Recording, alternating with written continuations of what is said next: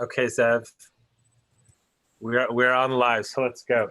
All right, so we wanted to do this for a long time, and let's jump right into it. So I'm going to share with you a quote by one of my favorite authors, Dean Steinsaltz, and it reflects something we've talked about so many times. Okay, and I think it's a good theme to start with. Okay, whether a Jew, or a person for that matter, is knowledgeable about his tradition or not, there comes a time when he has to re-meet and re-understand his tradition in a way that will be applicable to him or her, and will say something to him or her as he is. You see, every person has to, at some time, recreate for himself the Sinai experience. We believe that the law has at least 600,000 different paths within it for individuals to enter. There's what is called the private gate for each of us, and we each have to find our own gate. Wow, first time I heard that, I was blown away. So pertinent. So would love your thoughts on it. Yeah, I think it's first of all, I'm just excited to be doing this. I'm glad we're finally doing it, and welcome to whoever watches, and I hope everyone enjoys it. I think it's exciting to think about that. Everybody has to make a reconnection or a connection. Maybe somebody's coming from a place where there's really no connection. I mean, that can also happen. But I think everybody needs a connecting point, as he says, as Rabbi Steinsaltz says. I think he uses the word gate. Yeah, private gate. Private gate. Everybody needs a private gate. There are public gates, right? Every group, every culture, every religion has a public gate. Maybe it's not very wide, maybe it's not very accessible, but there is a public gate. But you can still be in the public gate and not have your own private gate, or not be able to your find own sense of self. Gate. Yeah, and I think it's very interesting. I also think it's very difficult in North American culture, and specifically in the United States, the tension between public and private. Like Americans are very individualistic. They don't go for corporate things in a lot of ways. Everybody kind of does their own thing. And so then you have to find the tension between, once I've found my private gate, now how do I relate that to the group? And or how do I hold that tension within the culture of the United States, whatever that culture is? I guess secular culture. I don't know. Do you track where I'm going? Well, in America, you would think if we're individualistic, that it would be easier for us to identify our private gate, and harder for us to really kind of merge into like the public gate. And kind of what I think this really means is, in any relationship, there's always the risk, whether, as he's speaking, your relationship with your tradition, relationship with God, relationship with another person. It especially comes out in a spousal relationship, that, you become encompassed by a relationship, and the risk is always losing your sense of self. And right. Maybe as an individualistic culture, that really bothers us more, because it's like, how can you, I can't be in this relationship because I don't know myself. I've lost myself. But you can only have that. You could really only honor your sense of self when you're actually consumed in another relationship. And it kind of like on one hand, you kind of lose yourself a little bit. But on the other hand, you regain or you refine who you are. And I think I liked what he said was because, when we get so consumed in something else, and we lose our sense of self, it becomes very dangerous. Either we become robots, or we become depressed because, we're not identifying with ourselves anymore. And that's very dangerous. It's very dangerous to any relationship. But it's also dangerous to only have it based on myself. That everything is really just about me. And if you make me lose my sense of self, then I reject you. But that's not a solution either. Yeah. Yeah, exactly. So, I mean, again, there's a lot of tension between, there's just a lot of tension there. I'm not sure how I want to articulate it. Being part of Sinai corporately, even feeling a connection, like if you feel a connection from Gilgulim. I know you and I are dabbling Hasidim and Kabbalists, so we can talk about Gilgulim, and you can feel a connection like way back. You can say, "Oh, I know my soul." I know my soul connection to Sinai.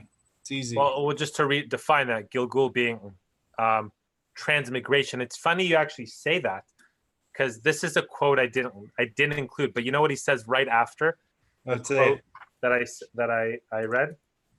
He says, a man may search for years and find only doorways that are not his.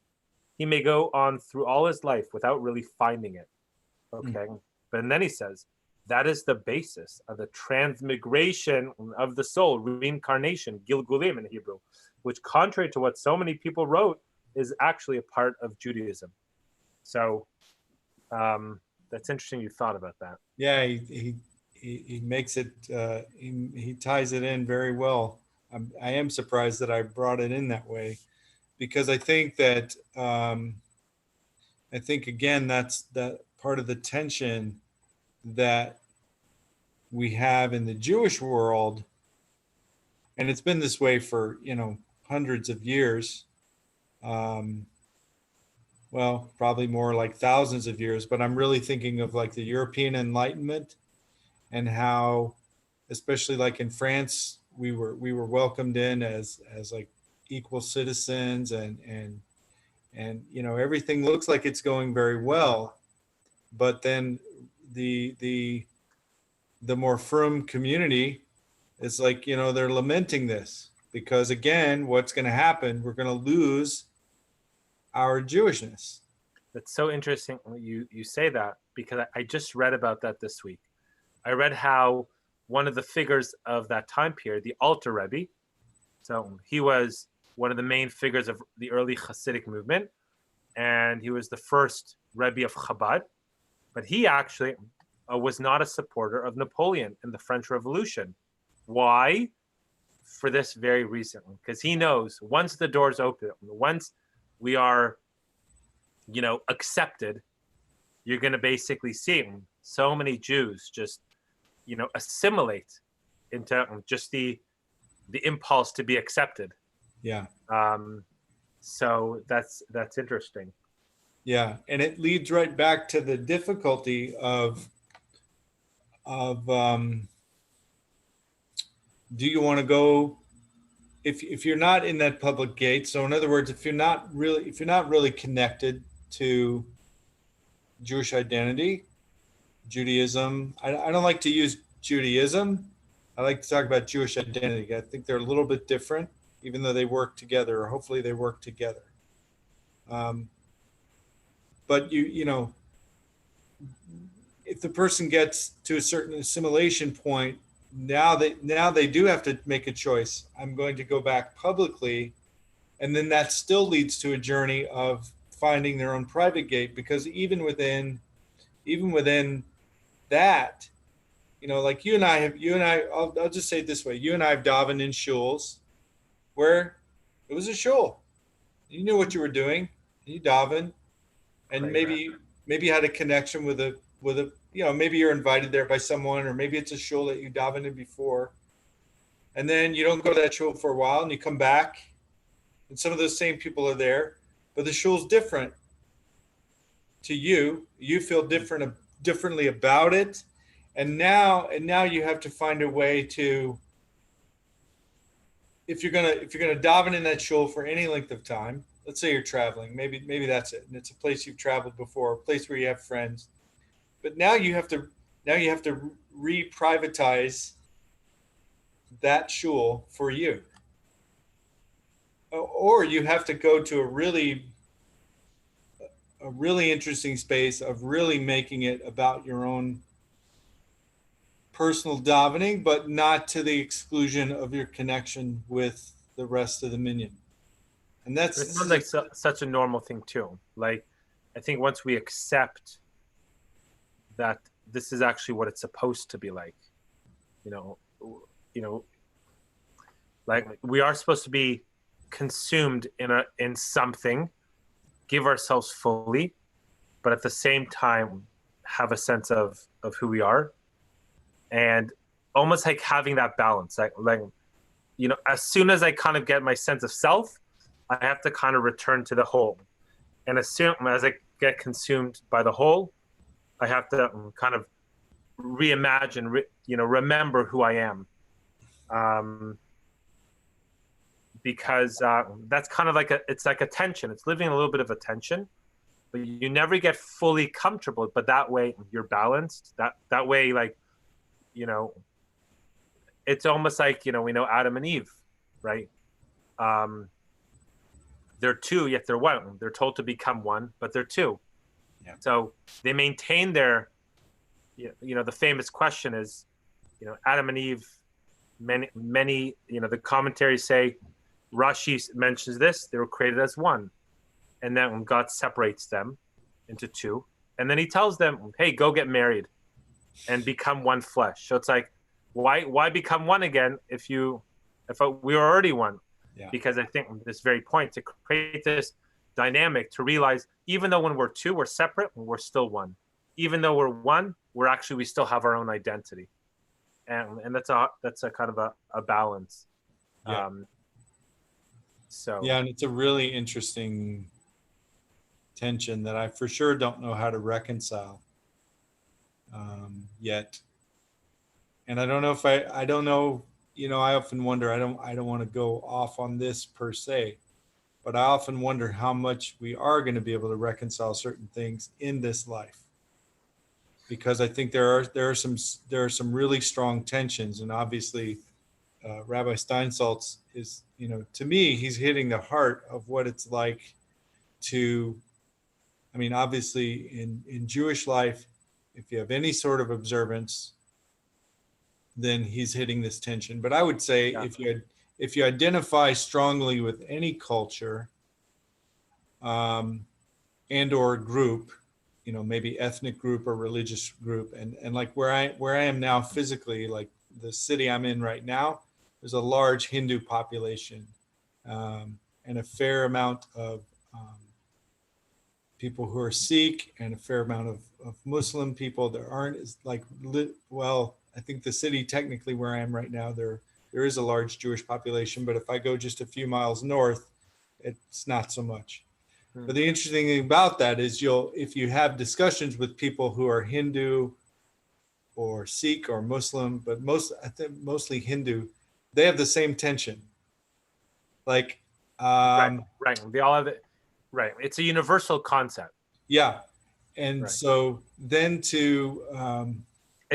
they would especially have it, in the concept of in the context of tradition, because tradition is important to them. They become, they give themselves over to something. So the risk of that is the person becoming alienated from themselves.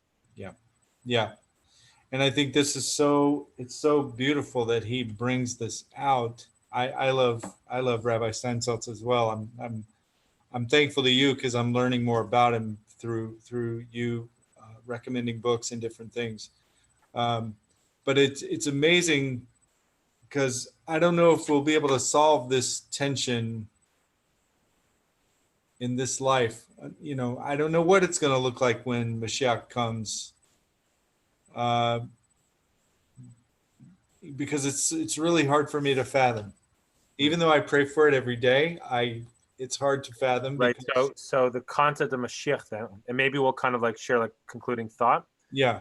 I think the concept of Mashiach, you're right. You're right. I don't think we'll be able to solve this as an individual or as communities, like this tension. But I think that's supposed to be that way. Like until this state of rectification calls the time of Mashiach, in that time period, okay, fine, maybe we're living that ideal, but the ideal right now is to actually be in that tension. Like we're supposed to be in the process.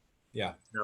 We're not supposed to be in the end. So we're not never going to get to the end. Yeah. Which I know for me is a really important thing to remember. Like I don't need to get to that perfection. I just have to embrace the tension, which is really what the name Israel is, Israel. You wrestle with God and man and you succeed. The success is staying in the wrestling. It's just not abandoning that, staying in that tension. Yeah, exactly. Very good. I'm looking at the time and wondering if we'll close with that thought, which was awesome. Beautiful. And then we